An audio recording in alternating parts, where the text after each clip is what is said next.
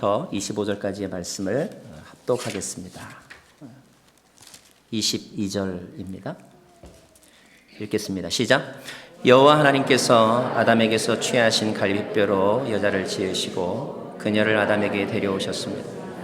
아담이 말했습니다. 드디어 내 뼈 가운데 뼈요 내 살 가운데 살이 나타났구나. 이가 남자에게서 취하였으니 여자라고 불릴 것이다.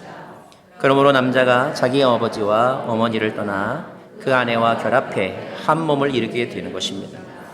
아담과 그의 아내가 둘 다 벌거벗었지만 서로 부끄러워하지 않았습니다. 아멘. 자리에 앉으시면서 이는 하나님의 말씀입니다.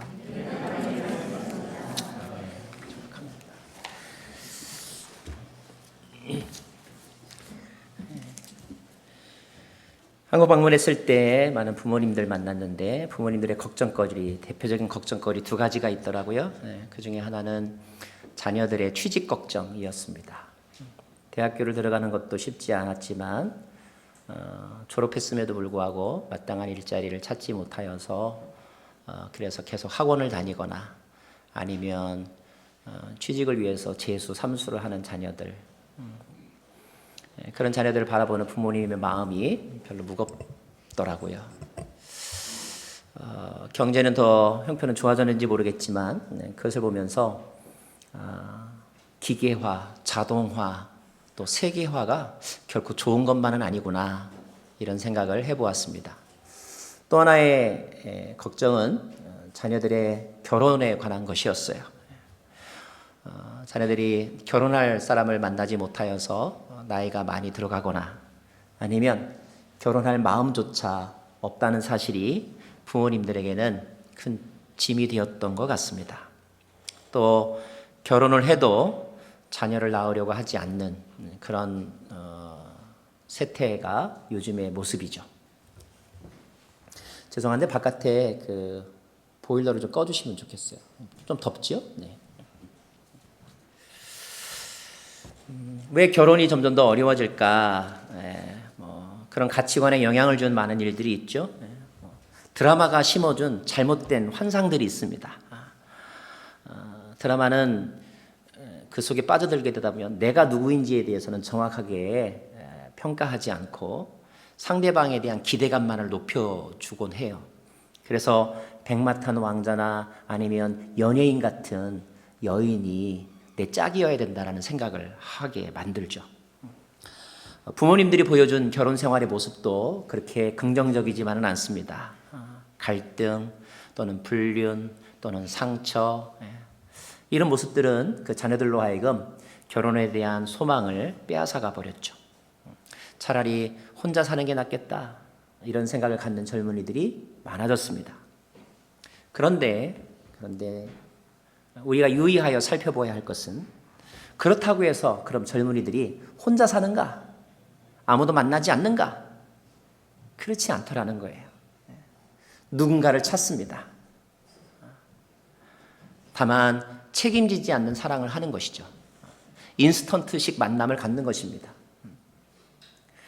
결혼이라고 하는 어떤 제도 속으로 들어가지 않을 뿐이지 그들은 그들의 외로움이나 아니면 어떤 욕구를 해결하기 위해서 누군가를 끊임없이 만나고 있고 또 그 모습은 점점 더 이렇게 변해가고 있는 것을 우리가 보게 됩니다.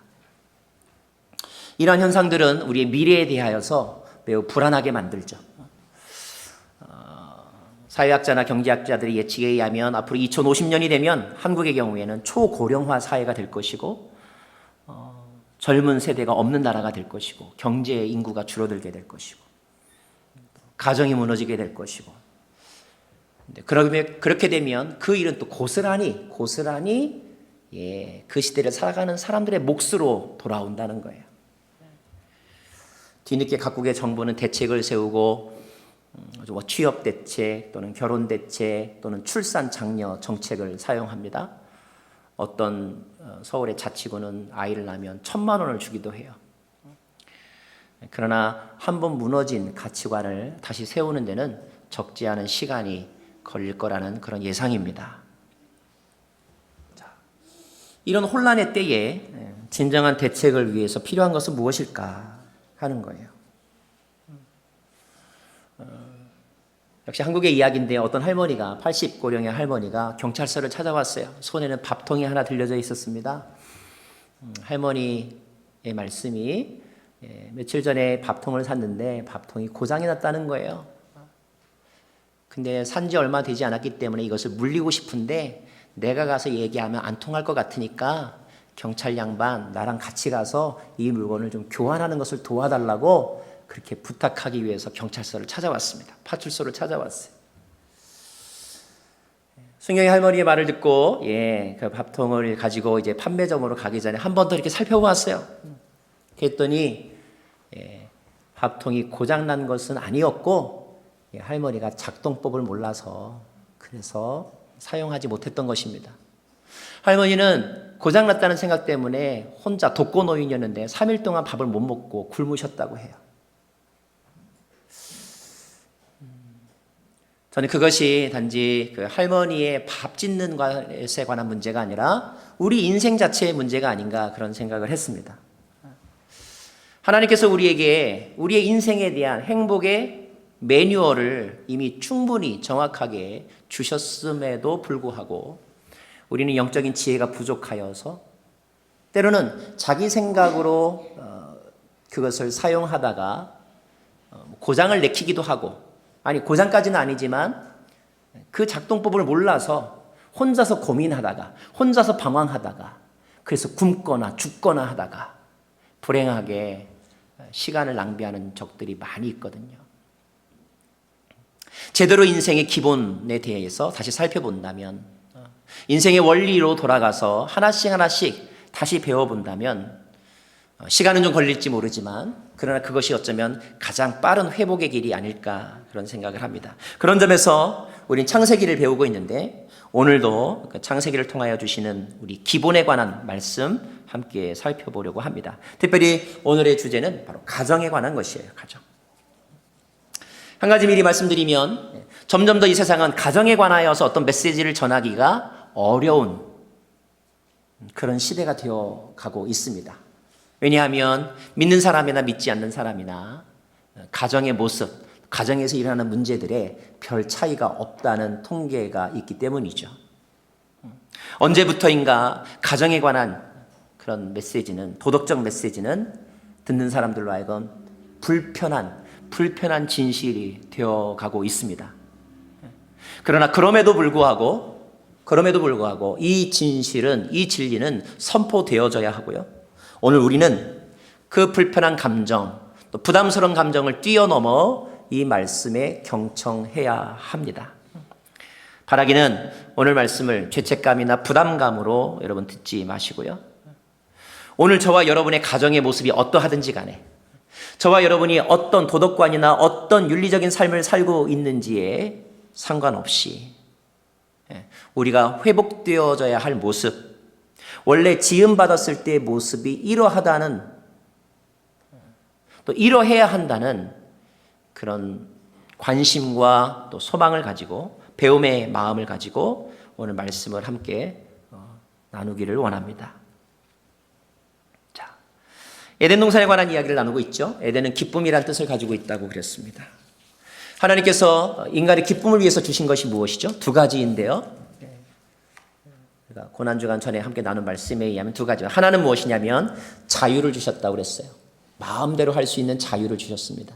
또 한 가지 인간의 기쁨을 위해서 우리에게 주신 것은 무엇이냐면 한계를 주셨어요. 금지 명령을 주셨다는 것입니다. 여러분, 자유가 프리덤이 하나님이 우리에게 주신 복이라고 한다면 리미테이션, 한계 역시 하나님께서 우리에게 주신 복입니다. 그러므로 할 수 없다는 것, 하지 못하는 것, 이것을 싫다고만 생각하지 마시고요. 불행이라고만 생각하지 마시고요. 오히려 그것을 감사할 줄 아는 것, 이것이 에덴의 인생의 모습입니다. 자, 자유와 한계를 주셨다. 또 한 가지 이제 오늘 말씀을 통하여서 하나님께서 기쁨의 삶을 위해서 인간에게 주신 것이 무엇인가? 그것이 바로 뭐냐면 가정입니다. 가정. 오늘 말씀의 제목은 하나님이 가정을 창조하셨다는 거예요. 가정은 하나님께서 만드신 최초의 제도입니다. 가장 기본적인 사회 구성체이죠. 자, 가정은 부부 관계로 이루어져 있고 그리고 부모와 자식의 관계로 이루어져 있습니다. 부모와 자식의 관계 이전에 더 근원적인 관계는 부부의 관계, 남과 여와의 관계이죠. 자, 오늘 말씀은 하나님께서 왜 인간을 만드실 때 남자와 여자로 만드셨는지에 대해서 기록하고 있습니다. 그 이유가 무엇인지 우리가 함께 살펴보기를 원하는데요. 먼저 18절 말씀을 같이 읽죠. 2장 18절입니다. 읽겠습니다. 시작. 여호와 하나님께서 말씀하셨습니다. 사람이 혼자 있는 것이 좋지 않으니. 네, 여기까지요. 예, 사람이 혼자 있는 것이 좋지 않으니. 혼자 있는 것이 좋지 않다는 말은 무슨 뜻일까요? 그냥 lonely, 외롭기 때문에 좋지 않다는 뜻일까요? 그런 의미만을 말하는 것일까요? 아닙니다. 여기서 좋지 않다라고 하는 것은 외롭기 때문에 좋지 않다는 뜻, 그것만을 포함하지 않습니다. 여기서 좋지 않다는 말은 어쩌면 비효과적이다, 문제가 있다 이런 뜻이기도 해요. 자, 우리가 19절과 20절 말씀을 한번 살펴보겠습니다. 19절과 20절. 제가 먼저 19절을 읽죠. 그래서 여호와 하나님께서 흙으로 온갖 들짐승들과 공중의 온갖 새들을 다 빚으시고 그것들을 아담에게로 데려오셔서 그가 어떻게 이름을 짓는지 보셨습니다. 아담이 각 생물을 무엇이라 부르는지 그것이 무엇이라 부르든지 그것이 그의 이름이 됐습니다. 20절 시작. 아담이 모든 가축과 공중의 새와 모든 들짐승에게 이름을 지어 주었습니다. 그러나 아담은 자기에게 알맞은 돕는 사람을 찾을 수 없었습니다. 자, 하나님이 세상을 창조하시고 나서 인간에게 생육하고 번성하고 땅에 충만하라, 이 모든 것들을 다스려라 이렇게 말씀하셨어요. 자, 명령이면서 동시에 특권입니다. 그래서 아담은 지금 그 명령을 따라서 그 특권을 따라서 지금 일을 하고 있는 거예요. 그 일이 뭐냐면 첫 번째 일은 모든 것들의 이름을 짓는 일을 했습니다. 근데 이름을 짓는 일을 하다가 아담이 느낀 게 있어요. 뭘 느꼈냐면 아마 피곤함을 느꼈던 것 같아요. 혼자서 다 하기 벅차다는 것을 느꼈던 것 같아요. 자, 그러면 혼자서 다 할 수 없으면 어떻게 해야 되나요? 이 전구를 갈 때도요, 간단한 일 같지만 혼자 하려니까 힘들더라고요. 사다리에 올라가면 전구 좀 갖다 줄 사람이 필요하더라고요. 농구대 백보드를 이렇게 다시 조립하는데 혼자서 하려면 끝까지 어떻게든지 하려면 하겠지만 너무 힘들더라고요. 누가 옆에서 하다 못해 시다발이라도 있어야 그것이 좀 수월하게 되더라고요. 자, 아담이 그 일을 하다가 인간으로 지음받았기 때문에 피곤했습니다. 어쩌면 아이디어가 딸렸을지도 몰라요. 자, 그러면 누군가가 그를 도와줘야 되겠죠. 자, 그때 아담이 도움을 요청할 대상이 누구입니까? 이 세상에 누구예요? 하나님밖에 없죠. 하나님. 그래서 아담이 하나님을 찾았을 거예요. 하나님, 나 피곤해요. 하나님 저것 좀 갖다 주세요. 제가 갈 수가 없어요. 하나님 도와주세요. 자, 그래서 이 세상을 다스리는 일에 아담이 한계를 느꼈을 때 아담에게 필요한 것은 도와줄 존재였습니다. 그 도와줄 존재가 인격적으로 누구밖에 없어요? 하나님밖에 없어요. 그래서 하나님만이 아담을 도와줄 수 있는 존재였습니다. 여러분 성경에 에젤이라고 하는 단어가 돕는다라는 단어인데 약 19번 정도가 나온다고 그래요. 그런데 이 에젤이라고 하는 단어의 주어는, 이 동사의 주어는 전부 다 하나님이었습니다. 하나님이 도와주시는 거예요. 하나님. 자, 인간이 도움을 요청할 때 하나님은 아마 도와주셨을 거예요. 그런데 하나님은 그런 도울 수 있는 능력과 위치가 있음에도 불구하고 하나님은 이렇게 생각하셨어요. 어떻게 해요? 자, 다시 이제 18절 말씀으로 돌아가겠습니다. 18절. 여호와 하나님께서 말씀하셨습니다. 사람이 혼자 있는 것이 좋지 않으니, 자, 그 다음 시작. 내가 그에게 알맞은 돕는 사람을 만들어주겠다. 무슨 말이에요? 하나님이 직접 도우실 수도 있겠지만 하나님의 역할을 대신하여서 그 한계를 도와줄 사람을 만들어야 되겠다. 이것이 하나님의 아이디어였다는 것입니다. 하나님의 아이디어. 인간은 혼자서 세상을 다스릴 수 없죠. 또 결코 혼자서 할 수 없는 것이 있습니다. 그게 뭔지 아세요, 여러분? 혼자서 애 낳는 일은 안 됩니다. 자, 그런데 하나님 말씀 중에 생육하고 번성하라는 말씀이 있어요. 자, 아담이 어떻게 생육하고 번성할 수 있습니까? 하나님이 그런 기능을 아담 안에 만들어주지 않았다면 아담은 혼자 그것을 만들 수 없었어요. 자, 그러면 아담이 누구에게 도움을 요청합니까? 하나님에게 도움을 요청해야 되겠죠. 그럼 하나님이 아담에게 어떻게 도와주실까요? 예수님이 태어날 때처럼 성령으로 잉태해서 자녀를 낳게 하시는 방법이 있을 수는 있습니다. 그러나 하나님은 그렇게 하지 않으셨어요. 그리스 로마 신화를 보면 신들이 인간과 결혼을 해서 자녀를 낳았습니다. 그리스 신화에는 그런 일들이 있어요. 그러나 그것은 신화일 뿐이에요. 성경의 하나님은 그렇게 인간을 돕지 않으셨습니다. 영이신 하나님이 육인 인간과 어떤 육체적인 또는 성적인 관계를 맺지 않으셨어요. 그러면 인간은 어떻게 해야 생육하고 번성할 수 있습니까? 하나님의 아이디어는 그 하나님과 같은 역할을 할 수 있는 another being, 또 다른 존재를 창조하심으로 그 인간들끼리의 만남을 통하여서 생육하고 번성하는 일을 하게 하시고 다스리고 정복하는 일을 하게 하셨다는 거예요. 자, 그렇다고 본다면 여러분, 도와주기 위하여 만들어진 존재, 그것이 사람. 좀 더 협의로 들어가면 남자에게 있어서는 여자, 여자에게 있어서는 남자라는 것입니다. 이 세상에 남성과 여성이 있죠. 성경적인 가르침은 분명합니다. 이 두 존재는 서로 도와주기 위하여, 돕는 존재가 되기 위하여, 도와서 어떻게 하는 거예요? complete, 온전케 하기 위하여 하나님을 대신하여 지음받은 존재라는 것입니다.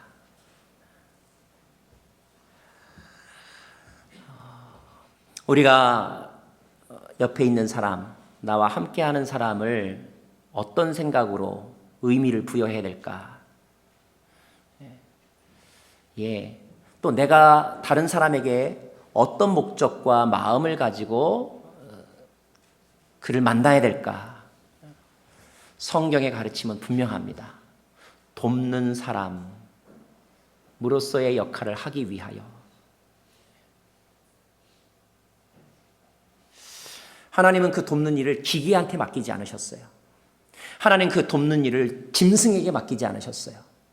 하나님은 그 사람을 도와 온전케 하는 일을 사람에게 맡기셨다는 것입니다. 매우 중요한 가치와 의미가 이 기록 속에 담겨져 있습니다. 어떤 할머니가 그랬대죠. 우리가 어떤 사이야? 평생 왼수.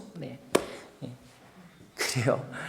도움을 주는 사람이 아니라 내 인생 망친 사람이라고 생각이 들 때가 있긴 있어요. 그럴 때가 있습니다. 그러나 그 생각을 바꿔야 한다고 오늘 말씀하고 계신 거죠. 아니면 그런 원래의 목적으로 회복되어야 한다고 우리들에게 보여주시는 것입니다. 그는 나를 도와주는 사람이고 나는 그를 도와주기 위해 존재하는 사람이다. 어떤 주례자가 주례하면서, 결혼식 주례하면서 이렇게 질문했습니다. 두 분은 왜 결혼했습니까? 사랑해서요. 틀렸습니다. 우리는 사랑하기 때문에 결혼하는 것이 아니라 사랑하기 위하여 결혼하는 것입니다. 여러분, 성경적으로는 우리가 왜 결혼하냐면 내가 저 사람이 좋아서 결혼하는 게 아니고요. 성경적으로는 하나님이 명령하셔서 결혼하는 거예요. 너 가서 저 사람 도와줘. 이래서 결혼하는 거지. 내가 끌려서 한눈에 뿅 가서 결혼하는 것이 아닙니다. 이거 모르셨죠? 하나님의 말씀은 인간이 혼자 살 수 없기 때문에, 누군가의 도움이 필요하기 때문에 그 도움을 당신 하나님께서 직접 하실 수도 있지만 그 하나님의 역할을 대리하여서 그를 도와 온전케 하기 위하여 만나게 하셨다는 것, 그리고 그렇게 만나라고 말씀하신 것입니다. 그러므로 결혼은, 기독교인에게 있어서 결혼은 문화와 세대가 다르면 안 해도 되는 것이 아니라 해야 되는 선교적 명령인 것입니다. 선교적 명령인 거예요.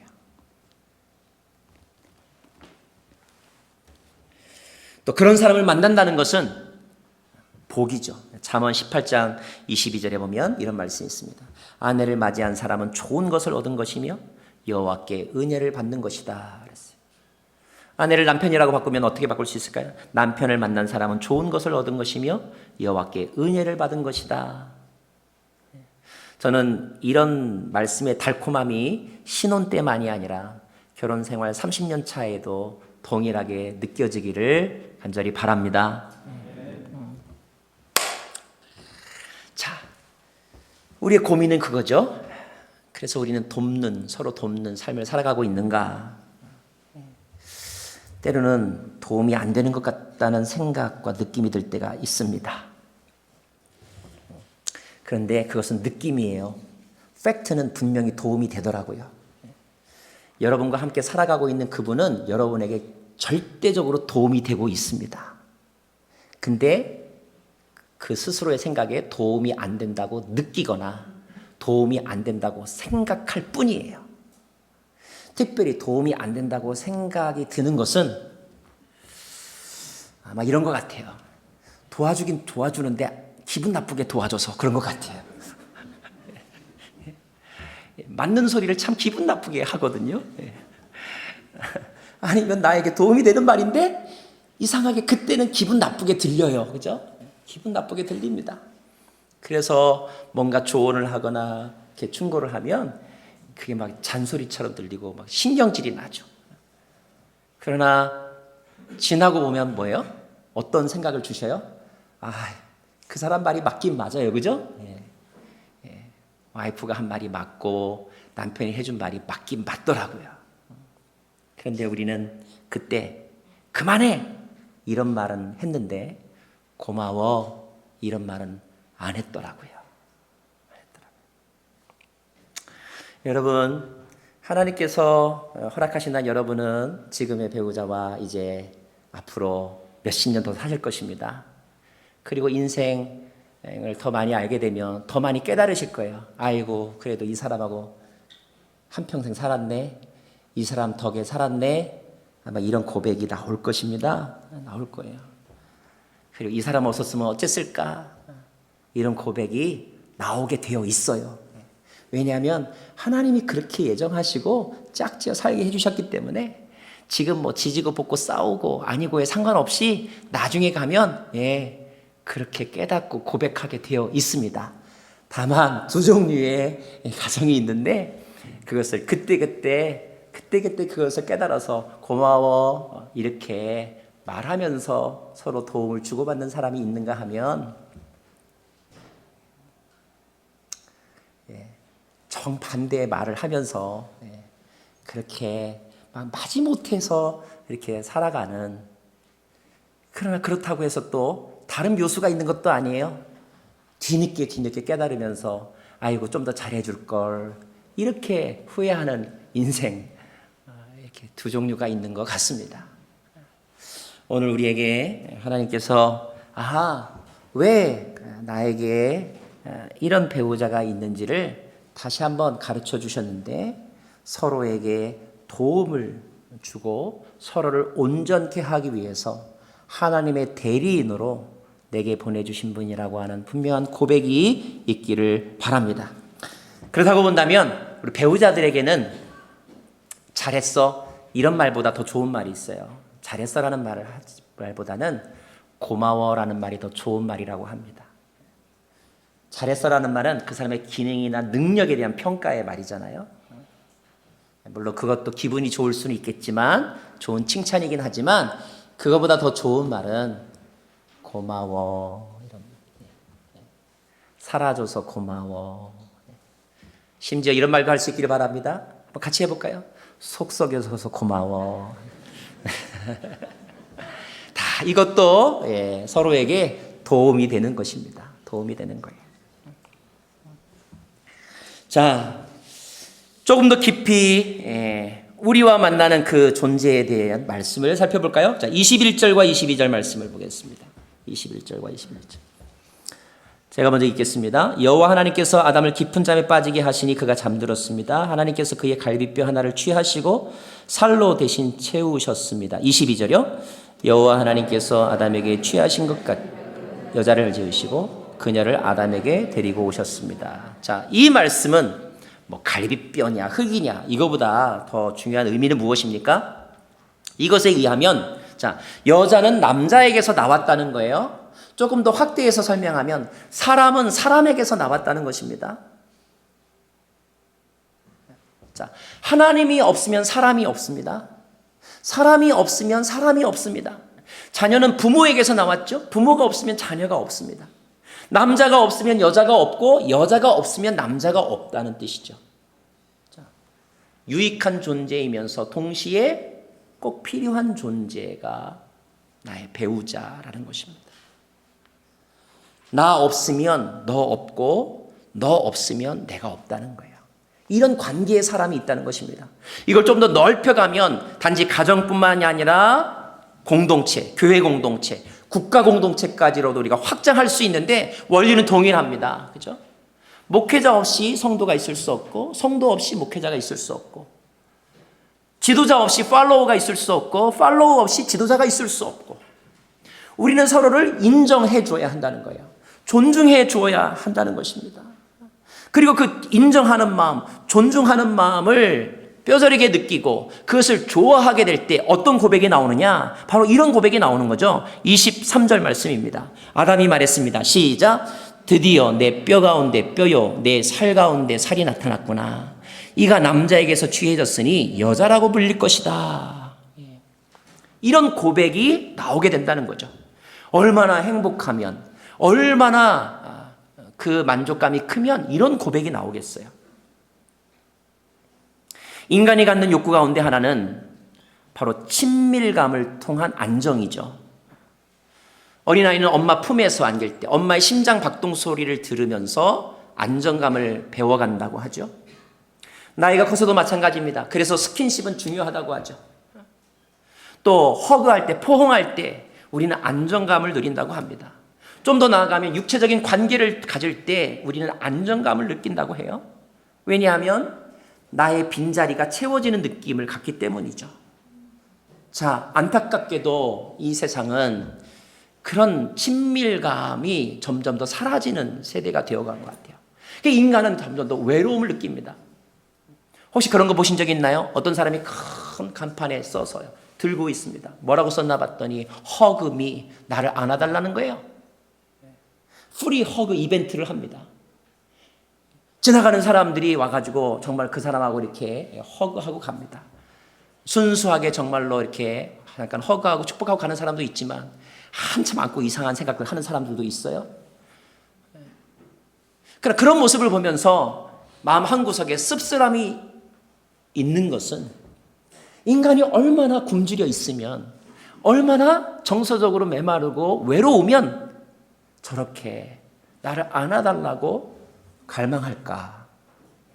이것이 현대를 살아가는 우리들의 모습인 것 같아요. 그 친밀함, 잃어버린 반쪽, 내 마음의 어떤 빈자리를 찾기 위하여서 누군가와 친밀함을 누리고자 하는 그 노력이 잘못되게 반영될 때, 만남의 질보다는 만남의 양을 찾고 하지 말아야 될 사랑을 하고 가지 말아야 될 곳을 가고 자기의 몸을 함부로 주는 일들을 하게 되는 거죠.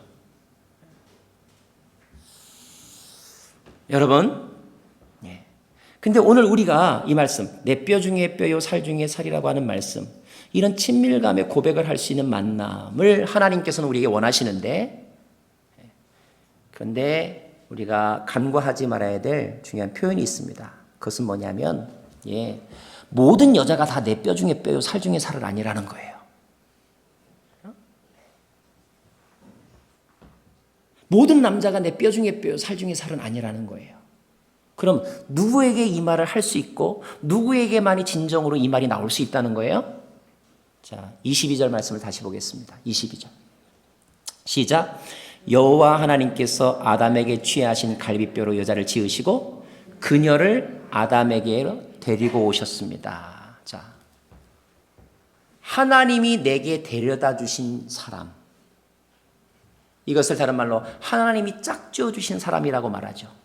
예.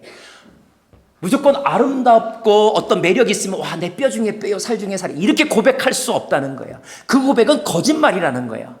진실한 고백은 누구에게 진정으로 표현될 수 있느냐 하면 하나님께서 내게 데려와 나와 짝지어 주신 사람, 하나님의 언약 안에서 만난 사람, 그 사람 안에서 우리는 뼈 중에 뼈요, 살 중에 살이라고 노래할 수 있고, 그 고백은 행복하다는 뜻이고 기쁘다는 뜻이고 내가 이보다 더 좋은 것은 없다는 뜻인 거겠죠. 진정한 기쁨을 그 관계 속에서 누린다는 것입니다. 사랑하는 여러분, 하나님께서 내게 짝지어주신 그 남자를 우리는 남편이라고 말하고 하나님께서 내게 데려와 짝지어주신 여자를 우리는 아내라고 말하는 거죠. 그 남편과 아내에게만 이런 고백을 해야 하고 이런 고백은 진정한 의미가 있다는 것입니다. 그런 점에서 본다면 일부 다처를 한다든지 이른바 이중 삼중의 그런 관계를 맺는다든지 하는 것은 다 거짓입니다. 그것은 결코 인간에게 그런 친밀감을 줄 수 없는 껍데기의 만남일 뿐입니다. 여기에 속아 넘어가면 안 되는 것이죠. 자, 마지막으로 또 어떤 의미가 이 가정 속에 있는가? 자, 우리 24절과 25절 말씀을 같이 읽겠습니다. 시작. 그러므로 남자가 자기 아버지와 어머니를 떠나 그 아내와 결합해 한 몸을 이루게 되는 것입니다. 아담과 그의 아내가 둘 다 벌거벗었지만 서로 부끄러워하지 않았습니다. 한 몸이 되었다는 말이나 벌거벗었으나 부끄러워하지 않았다는 말은 어떤 의미일까요? 단지 성적으로 흥분하면 이렇게 다 모든 게 좋아 보인다 이런 뜻일까요? 그것도 포함하지만 그것만은 아닙니다. 여기서 한 몸이 되었다라고 하는 것은 단지 육체적인 결합만이 아니라 영적인 관계, 정신적인 하나됨을 의미하는 것입니다.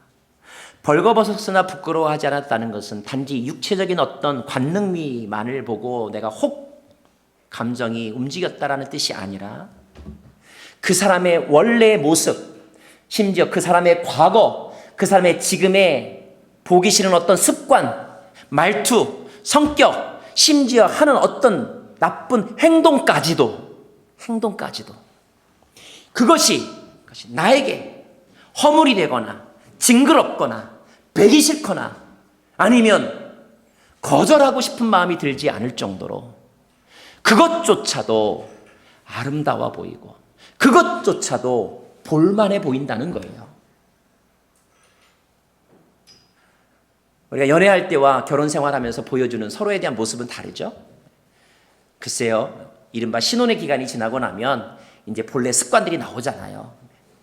밥 먹을 때 후루룩 쩝쩝하는 습관도 나오고 맨날 양치 안 하는 습관도 있고, 그러나 그런 것들까지도 면박을 주거나 창피를 주지 않을 만큼 담아낼 수 있고 이해할 수 있고 심지어 더 좋아 보이는 그런 관계가 된다는 것은 오늘 이런 표현은 없지만 그것이 바로 사랑의 관계인 것이죠. 사랑의 관계. 가정은 무엇으로 유지가 되나요? 물론 혈연적 DNA로도 유지가 되지만 부모와 자녀는 그런 DNA에 의해서 유지가 되지만 부부는 무촌간이라고 하잖아요. 부부는 혈연을 나눈 적이 없어요. 부부는 이 사랑의 언약 속에서 강하게 바인딩 되어 있는 것이죠. 하나님은 그런 관계로 우리를 만들어 주셨다는 것입니다. 자, 이것이 원래 가정의 모습이었습니다, 여러분. 오늘 저와 여러분의 삶의 모습은 어떠할까요? 다시 한번 이런 질문을 던져보겠습니다. 우리는 왜 결혼을 했는가? 그리고 우리는 왜 지금 함께 살아가고 있는가? 우리의 경험이나 지금 우리의 감정과는 상관없이 성경은 우리에게 가정은 하나님에 의하여 계획된 하나님이 주신 선물이라고 가르쳐주고 있습니다. 불행하게도 인간의 죄가 가정 안에 들어와 가정에서 누릴 수 있는 행복과 유익을 우리가 누리지 못하고 있고, 심지어 어떤 사람에게 가정은 지옥과 같은 곳이고 되돌아가고 싶지 않은 곳이 되기도 했지만, 그러나 그것은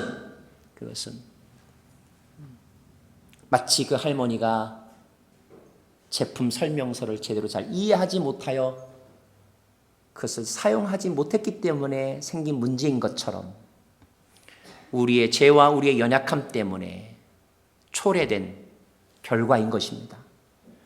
성경은 우리의 영적인 기본적인 매뉴얼은 우리에게 유익하게 하기 위하여 짝을 지어주셨고, 우리의 정서적 친밀감을 채워주기 위하여 만나게 하셨고, 서로 사랑하며 하나님의 일을 함께 하라고, 생육하고 번성하고 땅에 충만하는 일을 함께 하라고 우리에게 만나게 하신 분이 지금 여러분이 함께 살아가고 있는 지금의 배우자라고 오늘 확인시켜 주십니다. 물론 어떤 경우에, 어떤 분에 있어서, 어떤 가정의 경우에 그렇게 시작했던 관계가 단절되었거나 또 이미 그렇게 되어버린 가정들이 있을 수 있습니다. 그렇다면 어떻게 해야 합니까? 사람에 따라 하나님은 또 다른 사람을 데려다가 짝지어 주실 수 있습니다. 그것은 전적인 하나님의 주권에 속한 것이죠. 만약에 하나님께서 그런 기회를 주신다면 감사함으로 또 새롭게 출발하시면 되는 것입니다. 그러나 어떠하든지 간에 성경이 우리에게 말한 이 아름다운